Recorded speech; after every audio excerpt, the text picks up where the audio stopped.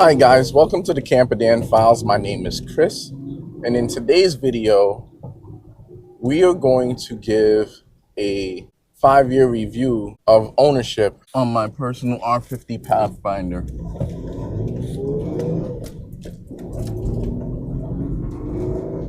So for those of you that have been following along for a while now, I just recently mentioned that I was rapidly approaching the 5-year mark of ownership of my R50.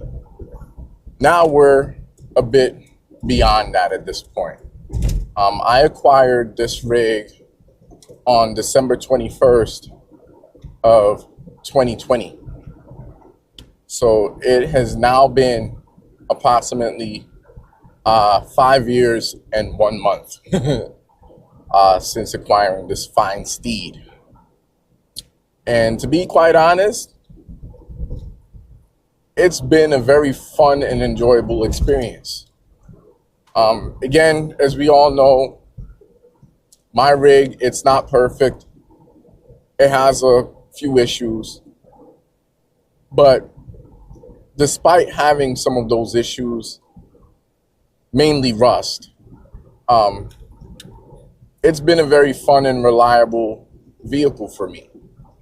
Again, when I acquired this Pathfinder, it was meant to be a fun rig.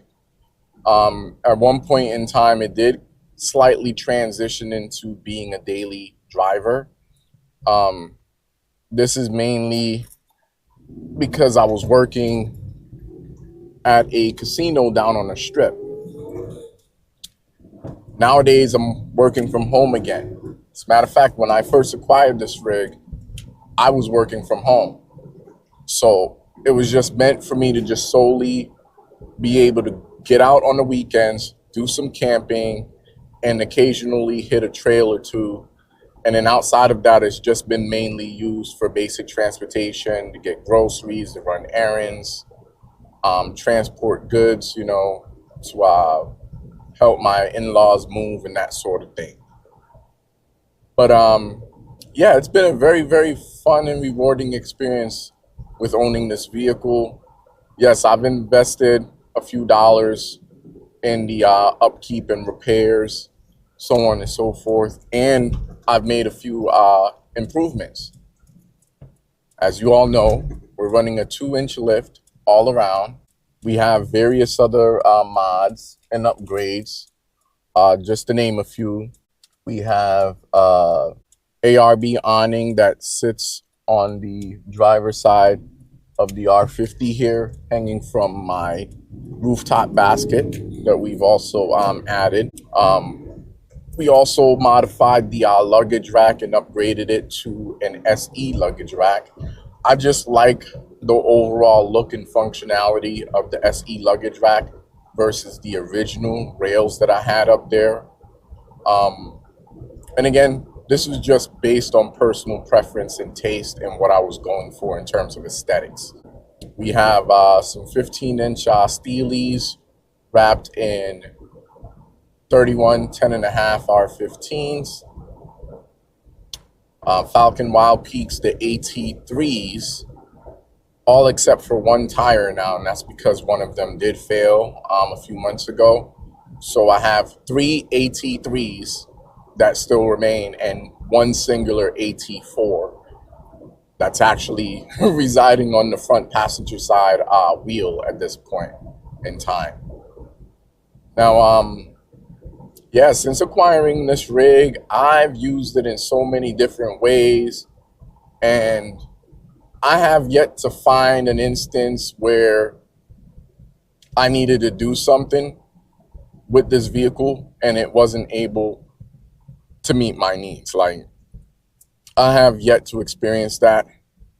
Yes, let's talk about the elephant in the room. As we all know, the VQ35DE is notorious for burning oil. So before you get in the comments and try to start controversy about the oil burning, guess what? It's nothing new. We all know about it. It's not taboo. And I just keep oiling the thing. And that's it. For you Toyota fans that are going to talk smack, about Nissan's crappy quality. You are right in some regard, but at least I'm not going and investing money in a brand new underpowered Toyota that's going to blow up in 2 seconds. So if you want to throw stones, make sure that you have a reliable vehicle with a reliable engine as well. Outside of the oil burning, the VQ35 is a very reliable power plant. It's been used in many vehicles, the Altimas, the Maximas. Personally, I like the VQ35DE and the A33 Maxima. I really love that chassis. And in that particular vehicle, the VQ35DE puts out 255 horsepower, which is about 5 horsepower more than what this thing currently produces in this particular vehicle. And I love it. Now, that aside, like I stated, I've been able to use this vehicle quite a bit. I haven't had too many issues out of it. The most expensive repair that I've made to date is a clutch replacement. That's fine, because I would have had to have done that anyway. I mean, clutches don't last forever. They last quite a while, but they don't last forever. Ultimately, they need to get serviced and replaced. I mean, that's just how it goes. But I'd rather replace a clutch than to have to replace a whole automatic transmission due to failure. So there's that. In terms of using the vehicle for camping, that's where it shines for me. We've been able to go camping with this thing quite a bit. And I have the pleasure of being able to say that I've been able to get to a lot of off-beaten places with this truck. And this is even before I lifted it. You know, lifting it just makes it a little bit better. And again, it's all about one's personal preference. It was something that I knew that I wanted to do to the rig before I even acquired it. Long story short, I did 2 years worth of research before I even pulled the trigger. And again, I was very intentional. I had to have a manual. I didn't want the automatic. That was just something that I knew that I didn't want. I had to have the manual transmission. And for those of you that watched my recent transmission and transfer case service, and despite finding all of those metal shavings and whatnot, the transmission's been fine. Like, no weird noises, no grinds, no pop outs, no nothing. I just think it had been quite a while since it was serviced last. And I'm happy that I was able to get it rectified. And yeah, I said that I would service it every 30,000 miles, which I probably will. But realistically, where it concerns a manual transmission and the fluid that goes in it, believe it or not, this stuff is usually good for 100,000 miles, which personally I feel like that's a bit much, but it's a manual transmission. There's no pumps, no, oil galleys to get clogged up or anything like that. It's just splash lubrication, like Scotty Kilmer likes to say. So, not a whole big debacle there in terms of maintenance. You just make sure you change it when you're supposed to. Where it concerns the differentials, that's a different story. You definitely want to service those every 30,000 miles or once every 3 years. And then, of course, if you're doing off-roading, especially if you're doing water crossings, you want to shorten those service intervals to make sure that you're keeping everything in a happy medium. And one of the things that I really like about owning the R50 Pathfinder platform is the ability to Frankenstein and modify things just by going to the junkyard. Like, that's allowed me to have pretty much a open path to basically doing what I want and achieving my goals on a budget. There's no shame in my game. I'm not swimming in dough. I'm not one of those guys that can afford to go and buy a brand new Toyota Tacoma and outfit it for off-roading, buying brand new everything. Like, I don't have those kind of funds. This is why I like being able to do things the way that I have been doing them, because it allows me to stretch my dollars and take it even further. The SE luggage rack that's on the top of my rig, for those of you that have been following along for a while, you know that I scored that thing in the junkyard. The steel wheels that are on my R50 now, I also scored those items at the junkyard. I mean, there's so many different bits and bobs that I've scored in the junkyard. And for the items that I didn't acquire through the junkyard, I still acquired them because of the junkyard, because up until now, guys, you could have never come to me as an individual in the past and recommended going to the junkyard to get parts to save money on repairs for a vehicle. I probably would have barfed in your face. I'm just going to be real and honest. But being a lot older and wiser now, I understand the benefits of utilizing the junkyard. And in many cases, what I've found, if you're lucky and resourceful and timely, you can go to the junkyard and find things that are pretty much brand new. And in most cases, unobtainable. Like, for instance, something as simple as a locking hub. I've found worn manual locking hubs in the junkyard 3 times now in succession, which is just nuts and unheard of. And even before I scored the 3 sets that I scored, I've seen those items for the R50 Pathfinder and the Infiniti QX4 in the junkyard at least 3 or 4 times before that. But I was still a greenhorn yet, so I didn't know that those items, you know, could be used on my rig. And just to give you guys a greater overview, not only can you use those items on an R50 Pathfinder, they can be used on a WD22 and a D22, which is the Nissan Frontier and the Nissan Xteras. Also the same for the WD21s and the D21s. For you hard body guys, you know, the hard body Nissan pickup truck and the hard body Pathfinder. Those vehicles, there's a lot of parts that are interchangeable in between these various platforms. I mean, even the skid plate for the transfer case off of any one of those 90s vehicles can be swapped onto this vehicle and others, many others. So, you know, it's like playing Tetris, essentially. And I love it. I love it. I love playing a game of mechanical Tetris, you know. And I was always a tinker. I like MacGyvering stuff. And, you know, kind of like how Morpheus showed Neo to bend his mind in the Matrix. I like bending my mind and my thoughts and my mechanical abilities to conform to doing things that might not necessarily be by the book. You know, a lot of people complain about the R50 not having aftermarket support, and I get it. It's hard. It's a struggle. But guess what? When you bend your mind and you come up with those off-the-wall solutions, and then you realize how much money you're saving in the long run, it's like, oh, like, dude, I could do this. And look at how much money I'm gonna save. You know, don't get me wrong. I'm all for buying brand new aftermarket off-roading supporting components and parts. I'm all for that. I like new things. Don't get me wrong.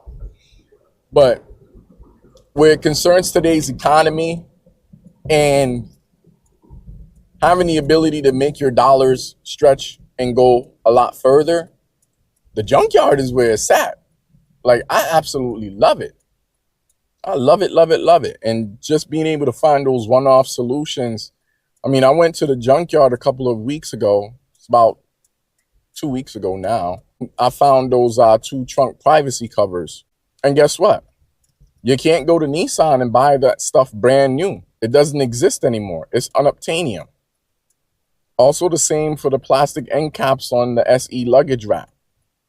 I've had at least one individual where he's had the misfortune of losing the same end cap on the same side of his vehicle. And even before the R50 platform was discontinued, there's been individuals that have lost those caps and they've gone to Nissan trying to obtain a new one. And the guy at the parts counter is laughing and is like, what? You want an end cap? No, boss. You gotta buy the whole thing. You're not getting an end cap. You gotta buy the whole luggage rack, boss. because Nissan didn't think that far. That's why I like the R50 Pathfinder so much, is because it can be Frankenstein. It's not one size fits all and then you got to ride around looking and feeling like everyone else. I don't want to be like everybody else. That's why I drive a Pathfinder. I'm just saying.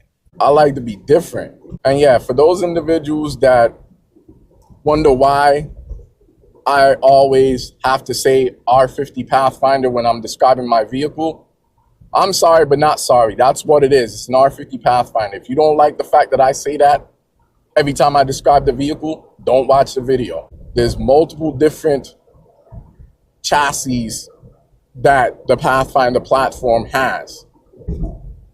This is just one of them.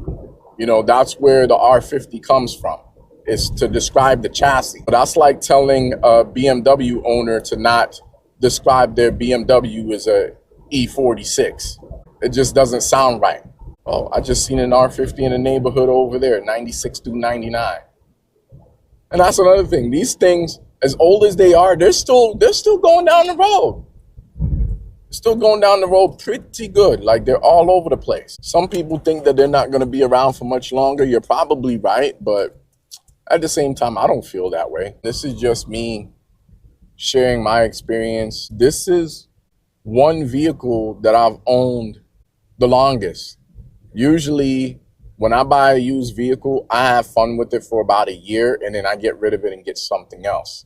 So every year, I have like this sense of new, if you will. But this is one vehicle that I plan on driving for a long, long time. If you ask me, I plan to drive this thing forever. My good friend Esteban once asked me, he asked me one day, he said, "Hey, Chris, what would it take for you to sell your R50?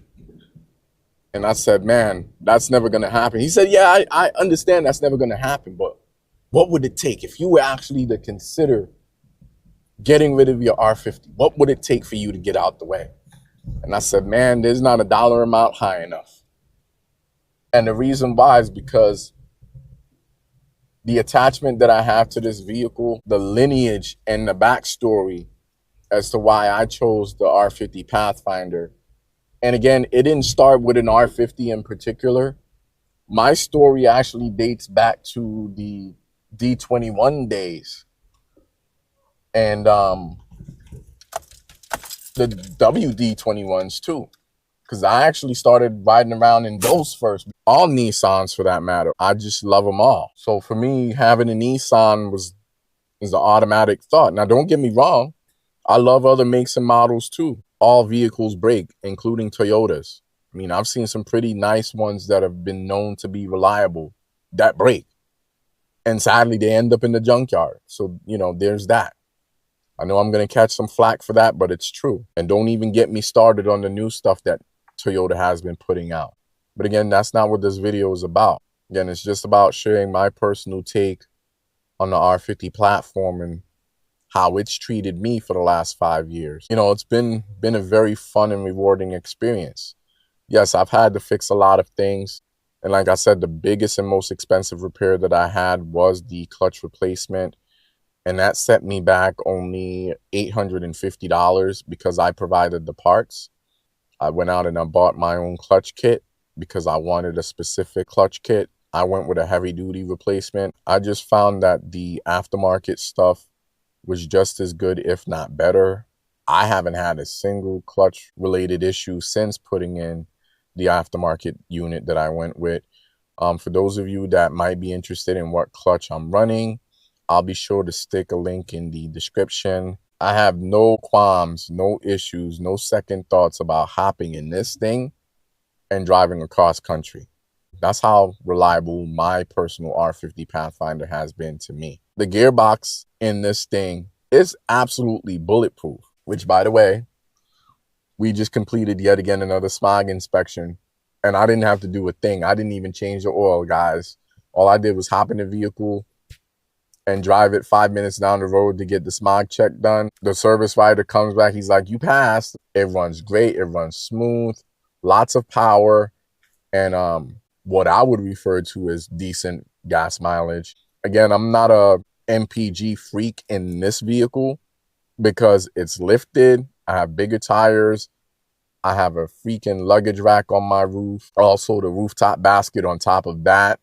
And then I also have a awning hanging off of the driver's side here. So there's a lot of drag on my rig, right? On average, on the highway, hear me out, on the highway, I'm averaging about 18 miles per gallon.